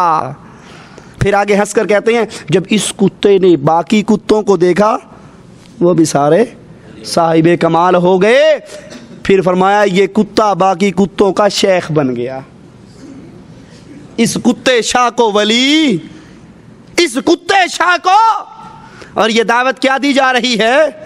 شرک۔ رسول اللہ صلی اللہ علیہ وسلم فرماتے ایسے چلتا ہے جیسے کیڑی چلتی ہے، یہ اصل دعوت شرک کی دعوت ہے۔ کیا کہ بزرگوں کی نظروں میں اتنی قوت ہوتی ہے، اگر وہ کتے پر بھی پڑ جائے تو کتا بھی صاحب کمال بن جاتا ہے، اور رسول اللہ صلی اللہ علیہ وسلم کی طرف، اور تم نظر کمال کی بات کرتے ہو۔ ادھر میرا نبی زور لگا چکا، آخری وقت آیا چچا کا، جا کر سرہانے بیٹھ گیا، اپنے کانوں کو چچا کے لبوں پر رکھا اور کہا یا عم، ہے میرے چچا، اے محمد کے چچا صلی اللہ علیہ وسلم، قل لا الہ الا اللہ فی اذنی احاج لک بہ عند ربی یوم القیامہ۔ چچا سے نہ پڑھ، چچا محمد کے کان میں ہی کلمہ کہہ دے، چچا تیرا بھتیجا تجھ سے سوال کرتا ہے، ایک مرتبہ کلمہ تو کہہ دے، میں رب سے سفارش کر کے تجھے بخشوانے کی کوشش کروں گا۔ لیکن چچا نے کلمہ، رب نے قرآن میں کہا انک لا تہدی من احببت ولکن اللہ یہدی من یشاء، تو چاہے اپنے چچا کو مسلمان کر لے، تیرے بس میں ہدایت تیرے ہاتھ میں. ہدایت کس کے ہاتھ میں ہے؟ اللہ پھر اپنے نبی سے کہتا ہے اے نبی کیا اس غم میں اپنے آپ کو ہلاک کر لو گے؟ یہ بندے مسلمان کیوں نہیں ہوتے؟ تیرے ہاتھ میں ہدایت نہیں، ہدایت رب کے ہاتھ میں ہے. اور ادھر نگاہ مرد مومن سے بدل جاتی ہیں تقدیریں. شعر پورا کر دوں. گر نگاہ مرد مومن سے بدل جاتی ہیں تقدیریں، مجاہد میدان میں کیوں لے کر جاتے ہیں شمشیریں؟ پھر آنکھوں سے ہی سارا کام کر لیں. یہ تصرف کی دعوت ہے کہ ہمارے اولیاء اتنا صاحب کمال تھے، اگر کتے پر بھی نگاہ ڈال دیتے وہ بھی ولی بن جاتا. اور ادھر محمد کی نگاہ ہی نہیں، نگاہ بھی ہے، زبان بھی ہے، درخواست بھی ہے. چچا ایک بار تو کلمہ کہہ دے. لیکن چچا نے کلمہ، یہ دعوت ہے شرک کی. اللہ ہمیں اس سے بچائے. اور پھر قرآن کی وہی آیت پھر دہراؤں گا، جو اللہ کے علاوہ کسی اور کو پکاریں، جو اللہ کے علاوہ کسی اور کو پکاریں، ان کی یہ پکارنا شرک ہے. اور جس کو پکارا جا رہا ہے اس کو سنائی نہیں دیتا. رب کہتا ہے اگر وہ سن بھی لے تو جواب نہیں دے سکتا. پکارنے والا اور جس کو پکارا جا رہا ہے دونوں ہی کمزور ہیں. ادھر آؤ، حکیم الامت صاحب یہاں پر یہ نظم نقل کر کے کیا کہتے ہیں؟ ان کے پیر حاجی امداد اللہ کی نظم ہے، تم ہو اے نور محمد خاص محبوب خدا. حاجی امداد اللہ اپنے پیر نور محمد سے کہہ رہے ہیں تم ہو اے نور محمد خاص محبوب خدا، ہند میں ہو نائب حضرت محمد مصطفیٰ. آسرا دنیا میں ہے. ہمیں کس کا آسرا ہے بھائی دنیا میں؟ اللہ کے علاوہ کسی اور کا بھی ہے. اور کوئی اور اللہ کے علاوہ کسی اور پہ آسرا لگائے تو پھر اس کا یہ عمل مقبول ہوگا یا مردود؟ کہتے ہیں آسرا دنیا میں ہے از بس تمہاری ذات کا، تم سو اوروں سے ہرگز نہیں ہے التجا، بلکہ دن محشر میں جب قاضی ہو خدا، تمہارا دامن پکڑ کے یہ کہوں گا برملا، اے نور محمد وقت ہے امداد کا. لوٹاؤ سنت محمد رسول اللہ کی طرف. نبی صلی اللہ علیہ وسلم حضرت عائشہ کی گود میں سر رکھ کر لیٹے ہوئے، آنسو نبی کے چہرے پر گرے. نبی اٹھ کر بیٹھ گیا. عائشہ کیوں روتی ہے؟ کہا یا رسول اللہ قیامت یاد آئی، حشر کا دن یاد آیا، میں رو پڑی. آقا دنیا میں سب سے زیادہ پیار آپ کو عائشہ سے ہے، یہ بتاؤ کل قیامت کے دن مجھے یاد رکھو گے یا بھول جاؤ گے؟ میرے نبی نے کہا عائشہ 3 موقع ایسے آئیں گے کوئی کسی کو یاد نہیں رکھ سکے گا، کوئی کسی کو یاد. اور یہاں دھڑلے سے کہہ رہا ہے جس دن قاضی ہو خدا، تیرا دامن پکڑ کے یہ کہوں گا برملا، اے نور محمد وقت ہے امداد کا. یہ شرک کی دعوت ہے بھائیو، یہ شرک کی دعوت ہے. اللہ ہمیں اس شرک سے بچائے. یہ ایک اور دیکھ کا ایک چاول ارواح ثلاثہ، یہ بھی حکیم الامت کی، صفحہ نمبر 163 حکایت نمبر 147. خان صاحب نے فرمایا کہ مولانا قاسم نانوتوی فرماتے تھے کہ شاہ عبد الرحیم ولایتی کے ایک مرید تھے جس کا نام عبداللہ خان تھا، قوم کے راجپوت تھے اور حضرت کے خاص مریدوں میں سے تھے. ان کی یہ حالت تھی، غور کرنا، ان کی یہ حالت تھی اگر کسی کے گھر میں حمل ہوتا اور تعویذ لینے آتا تو آپ فرما دیا کرتے تھے تیرے گھر میں لڑکی ہوگی یا لڑکا.